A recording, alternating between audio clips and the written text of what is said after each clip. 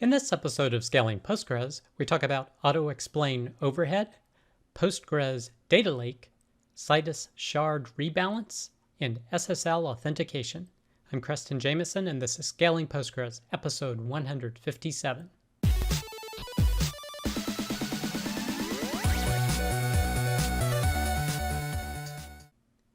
All right. I hope you, your friends, family, and coworkers continue to do well.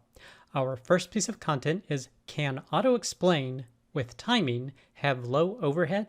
This is from pgmuster.com, and they're talking about an extension that is called auto-explain, and what it does when it detects a slow query, it automatically generates an explain plan in the log so that you can check it out and see the explain plan for that slow query. But as he mentions here, it says, quote, many places warn about its overhead, but I've found concrete information difficult to come by. So he's heard anecdotal numbers in the range from around 3% to about a factor of 2. So a pretty wide range. But they wanted to look at this more in depth. One thing to keep in mind when doing an explain analyze is that the system clock can have a overhead depending upon the system that you're using. And he has a link to a article from Ungres that we actually covered in a previous episode of Scaling Postgres that talks about this. And there's actually a application included with Postgres PG test timing, so you can check out how slow your system clock is for the system you're using it on. Now, for the particular one he used here, it looks like he's doing it on a Mac with about 4 gigs of RAM, 2 cores, so relatively small system.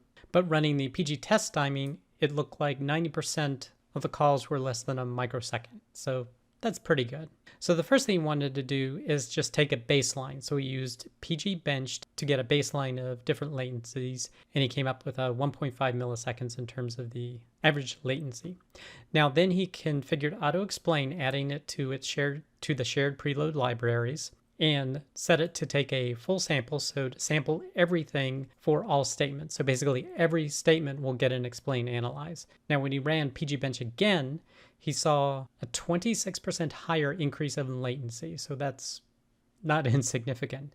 So of course the thing you really want to do is only log the slowest. So here he's taking a full sample, but he's only looking at queries that run longer than 10 milliseconds. When he runs pgbench again, he only sees a 0.8% difference in terms of being slower. So that's very negligible. But it hasn't really started doing the analyze yet. So in this next step of doing the analyze without the timing of each step, he turned log analyze onto true. And with running pgbench again, it's only 0.3% slower than the baseline. So again, the analyze is not taking up a lot of time, as long as you're only doing it for these slow queries. Now he added the timing in to be able to track the time of each step. So we did log timing true, ran pgbench again, and this time it's 2.2% slower. So definitely great information to have in that if you're using auto-explain, that you definitely want to focus on only auto-explaining the slowest queries. That even if you have timing on, it's not going to be a significant hit to your database performance. Now we actually decided to add a lot more parameters to the logging in terms of triggers and settings and buffers, etc., as well as the JSON format. He ran it again, and it was actually a little bit faster than the 2.2% of the previous one that just turned on the timing. He can't really explain this, but this may be having to do with variation. Depends on how many times he's run these tests and what the standard deviation is. But overall, it looks like as long as you're not trying to track every statement, the hit to the database is around the 2% mark, at least for the load he was putting on the database in this example. Your experience may be different based upon your load, based upon your system, but definitely interesting information. And if you want to find out more, I encourage you to check out this blog post. The next piece of content, build your own data lake for reporting purposes in a multi-services environment. This is from fretlink.com. So they're talking about a data lake that they set up essentially on Postgres. Now they start off talking about some of the reporting issues that they were encountering in terms of the demands for different type of data and trying to satisfy those needs from different customers, from internal users, etc., as well as issues with data quality with terms of producing spreadsheets and passing them around. So it's a good read to kind of get an overview of what the environment was like, but the way that they approached resolving these situations starts off essentially in this graph here. So basically, they broke up their monolithic application into 3 separate services: a career service, a pricing service, and an expedition service. Now, the main tables of the application, so tables are in green. You can see some of the table names here, here, and here. They're all a part of the public schema. But what they did is they created a separate schema called reporting, and then they created views within those reporting schemas. So basically, the developers who are managing the service defined an interface essentially and views on what data can be pulled out for reporting purposes and give the definition of the columns that are defined within that view. So they did it for each one of their services.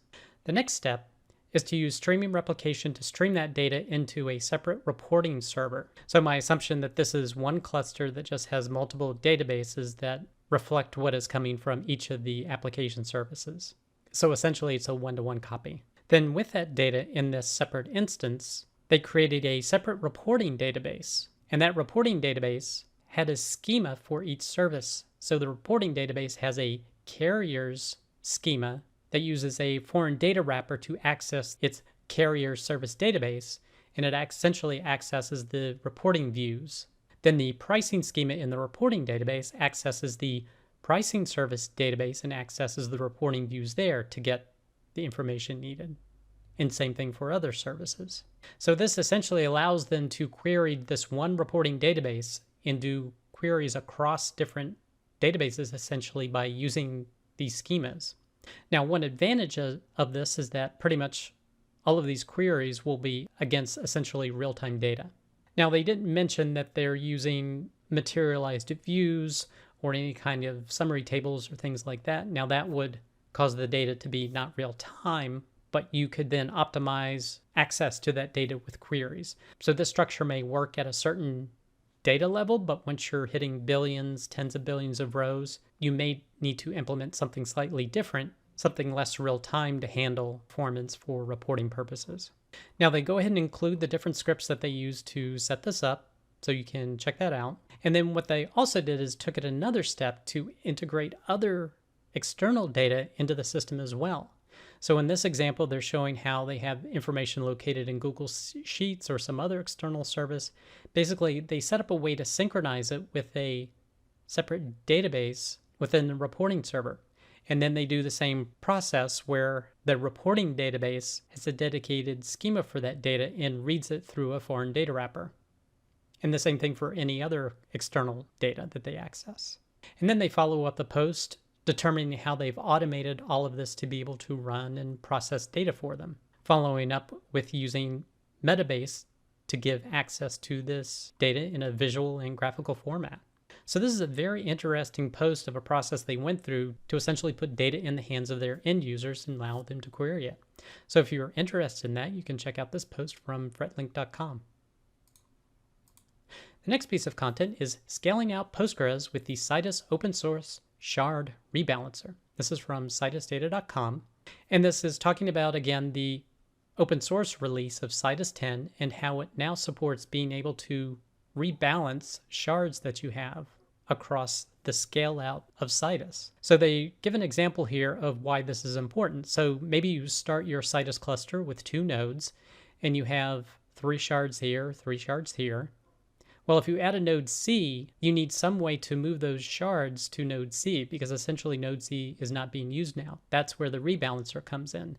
It can take shards from other nodes and repopulate into C and essentially rebalance across the cluster no matter how many nodes you have. Now, they also mentioned there's a couple of different rebalancing strategies. So number 1 is by shard count. So that's essentially what this is.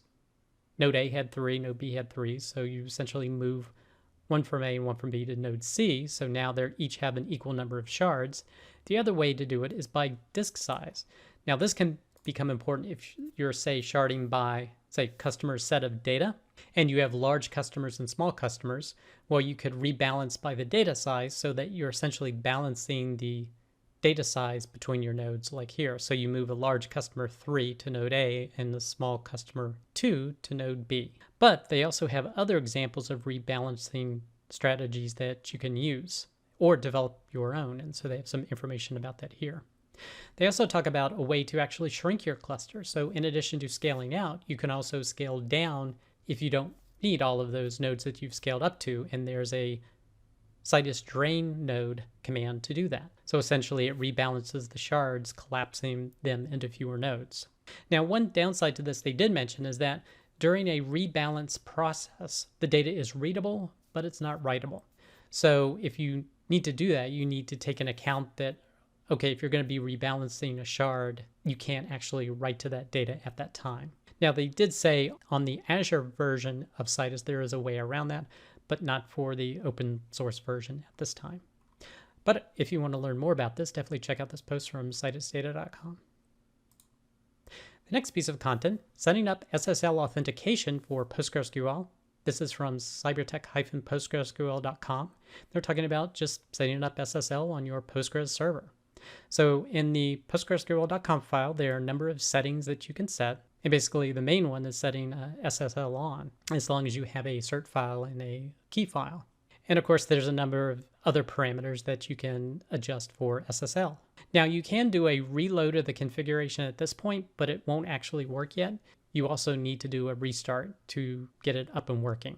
Now, the next thing you need to change on the server side is the pgHBA conf file, because you need to use a type of host SSL for it to enforce those SSL connections. So you need to move from just a host type to a host SSL type. Now, the next part of the post actually talks about getting that certificate file and certificate key. You can, of course, purchase those, but this runs through the process of doing your own self-signed certificate and learning how to set that up. Now, the next thing they mentioned is that in terms of clients connecting to a Postgres server with SSL enabled, is that there's numerous different ways you can connect to it. And the client can define the following SSL modes, all the way from disable to verify full. But of course, the server also has to support SSL for these to work. So you can, at the point of connection, say SSL mode disabled to not get any SSL, or usually this, I would say, is one of the more common options is require. So basically, it's going to require SSL connections when it connects. Or maybe you might want to do prefer if your server still supports non-SSL. But if you want the full protection, having a certificate on the client and doing a verify full does give you, as they say here, the strongest protection possible, because you are validating the actual certificate that the server is using, and the client trusts the signer of that certificate. So if you want to learn more about setting up SSL on Postgres, definitely check out this blog post. The next piece of content, enhancing PostgreSQL 13 security with the CIS benchmark. This is from crunchdata.com. And this is a new version of the CIS PostgreSQL benchmark that's been published. And CIS stands for the Center for Internet Security, which is a nonprofit organization. So Crunchy Data has helped to develop a security technical implementation guide for Postgres. And it covers things like installation and patches, directory file permissions, logging, monitoring, auditing, user access and authorization, connection and login, PostgreSQL settings, replication, and special configuration considerations. Now, this is one standard. Another standard from a post also this week is from enterprisedb.com, and it's how the EDB Postgres STIGs can be used to secure your PostgreSQL database. These are a set of standards, or an STIG is a security technical implementation guide that is based upon the Defense Information Systems Agency. So this is the DoD, the government organization set of standards. So they have developed a security technical implementation guide for Postgres, and this post talks about all of that and using it to secure your Postgres systems. So either of these two posts are great ones to look through to help you follow a standardized process to secure your Postgres installations. The next piece of content is monitoring PostgreSQL with Nagios and Checkmk. This is from hygo.ca, and it's talking about setting up Nagios for doing monitoring along with Checkmk, although I don't know if that's how that's pronounced. But they go through the process of all the commands you would need to run to set this up on Red Hat Enterprise Linux, installing Postgres, and then setting up Nagios with the command files to start monitoring Postgres, as well as adding Checkmk to be able to give a more, they say, user-friendly view of monitoring your Postgres installation as well. And apparently this uses Check Postgres under the covers, which basically does queries using PSQL against the database to check a number of different parameters. So it gives you more than just node information, but also relevant database statistics as well. So if you're interested in that, check out this blog post. The next piece of content is Musings of a PostgreSQL Data Pontiff, Episode 1. This is from crunchdata.com. And this gives a little bit of a background where they're going to be talking about a data science blog series. So this mostly gives some background on the author. The second post was also made, and it's Musings of a PostgreSQL Data Pontiff Episode 2, Hot Magic, Analytics and Graphical Output with PLR.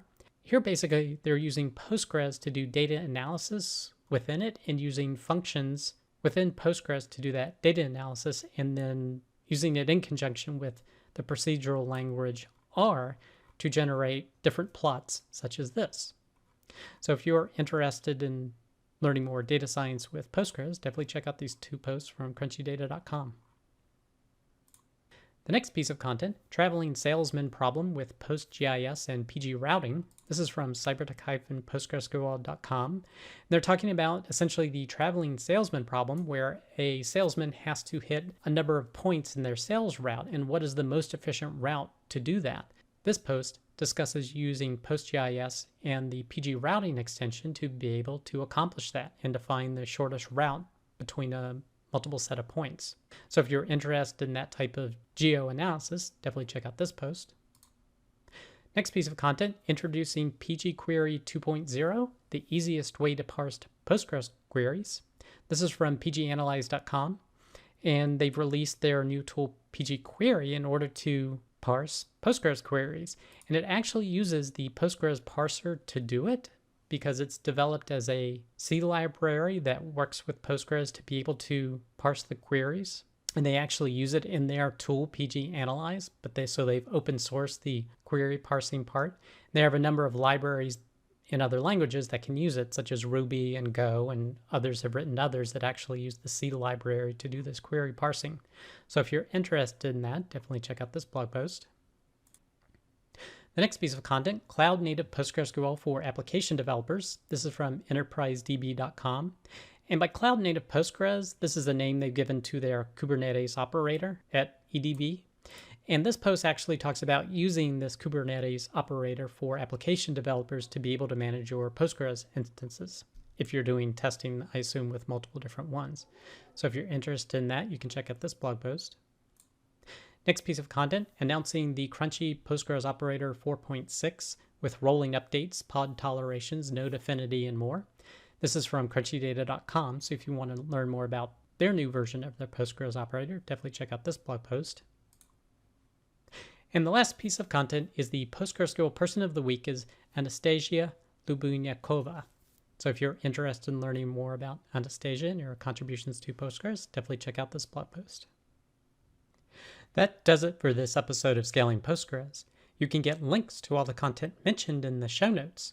Be sure to head over to scalingpostgres.com, where you can sign up to receive weekly notifications of each episode, or you can subscribe via YouTube or iTunes.